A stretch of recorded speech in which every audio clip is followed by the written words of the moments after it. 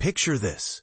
Unidentified drones buzzing through the skies, shutting down airports and stirring up panic in a peaceful Scandinavian country. It's not just a sci-fi plot. It's the unsettling reality unfolding in Denmark right now, and it's got everyone on edge. But here's where it gets controversial. Could this be the work of a foreign power, or something far more sinister? Let's dive into the details and unpack what's really happening. Late Wednesday evening, mysterious drone sightings once again threw Danish airports into chaos, marking yet another wave of unexplained aerial intrusions over critical sites in this Nordic nation. Danish authorities convened a press briefing the following morning to address the most recent events, which led to the full shutdown of Aalborg Airport, a facility shared by civilian travelers and the Danish military. Located on the northern edge of Zealand, Denmark's largest island.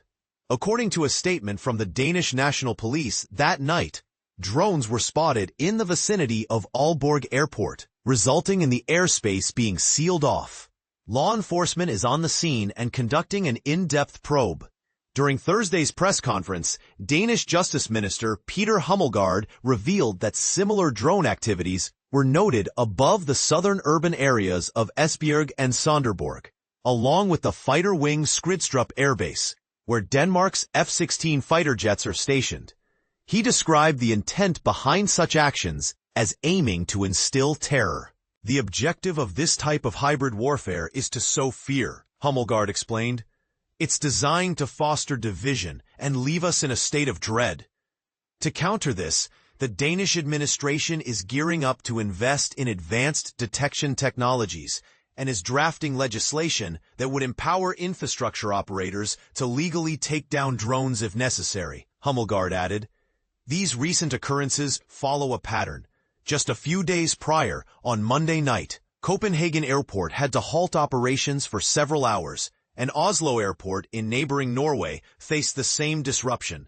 Both cities are situated near the Skagerrak and Kattegat Straits, bustling waterways that link the North Sea to the Baltic Sea and serve as vital routes for maritime trade. While the source or motivation behind these drone flights remains shrouded in mystery, Danish Defense Minister Troels Lund Poulsen emphasized at the Thursday gathering that the coordinated nature of the incidents across multiple spots simultaneously suggests involvement from a skilled operator.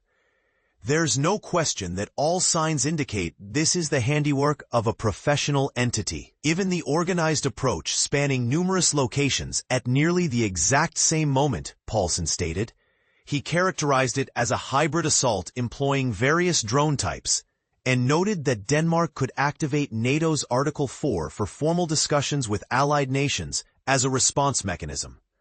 For those new to this, Article 4 is a provision in the NATO treaty that allows any member to request consultations if they feel their security is threatened, without necessarily escalating to military action. Poulsen was careful to add, "We lack concrete proof to directly connect this to Russia." Earlier in the week, Danish Prime Minister Mette Frederiksen had labeled the initial drone incursions over Copenhagen and other areas as a grave assault on Denmark's essential infrastructure. When questioned about whether Russia, whose drones have frequently breached NATO airspace lately, might be behind it, Frederiksen responded, "I can't entirely dismiss the possibility that Russia is involved." And this is the part most people miss. The Kremlin swiftly rebuffed these claims on Tuesday. A nation adopting a serious stance probably shouldn't level such unfounded allegations repeatedly, remarked Kremlin spokesperson Dmitry Peskov.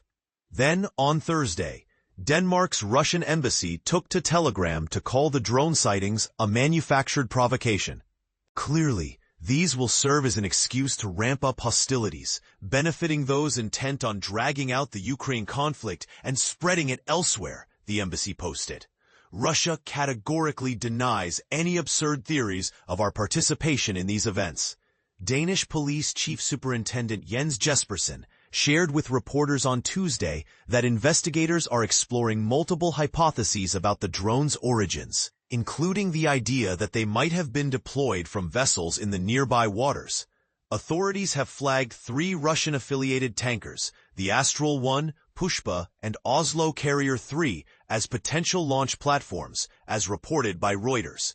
Among them, only the Pushpa was positioned near Aalborg during Wednesday's latest overflights. By Thursday morning, public maritime tracking services indicated the Pushpa was heading southwest across the North Sea toward the English Channel, with Vadanar in India as its listed final stop. Ukraine's war sanctions website classifies the Pushpa as belonging to Russia's Shadow Fleet, a collection of ships that are typically uninsured, have murky ownership, and are used by Moscow to circumvent global sanctions. For beginners, think of the Shadow Fleet as a sneaky workaround. These vessels help Russia export oil and other goods without facing the full brunt of international penalties, often by flying flags of convenience like Benin's, under which the Pushpa also operates, sometimes called Boracay. ABC News contributors Morgan Windsor and Will Gretzky helped compile this report. Now, here's a thought to chew on. With no smoking gun pointing to Russia, but whispers of their involvement echoing loudly. Is this truly a hybrid attack, or could it be something else entirely, like a domestic prank gone wrong, or even a test run by another actor? Do you think Denmark's response of arming infrastructure owners to shoot down drones is a smart move, or does it risk escalating tensions unnecessarily? Share your take in the comments. Do you side with the official suspicions, or do you see a counterpoint here that changes the narrative? We'd love to hear your opinions.